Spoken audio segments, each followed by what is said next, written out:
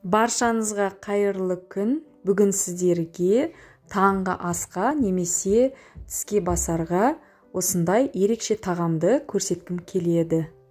Ең алдымен лавашты осындай бөліктерге бөліп турап аламыз.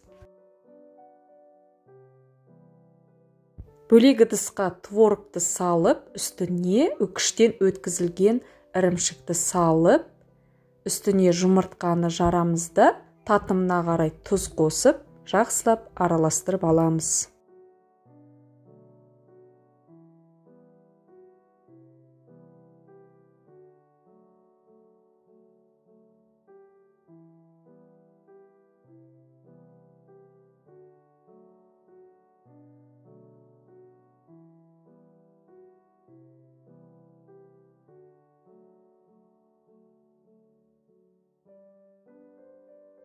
Салмамыз дайын болғаннан кейін лаваштың шетіне шанышқымен, қасықтың көмегімен салып шығамыз да дөңгелетіп, трубочка тәріздес қылдырып жасап, қызып тұрған табамызға аздап өсімдік майын құйып, екі жағынан қызарғанша қуырып аламыз.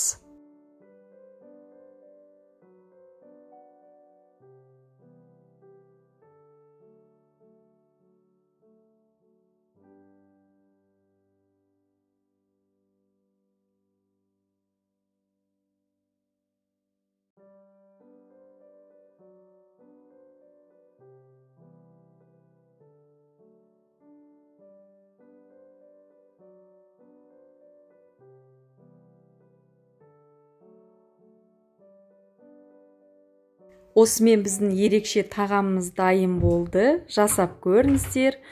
Шайға да немесе тіске басар ретінде қолдансаңыздар болады. Барлықтарыңызға астарыңыз дәмді болсын.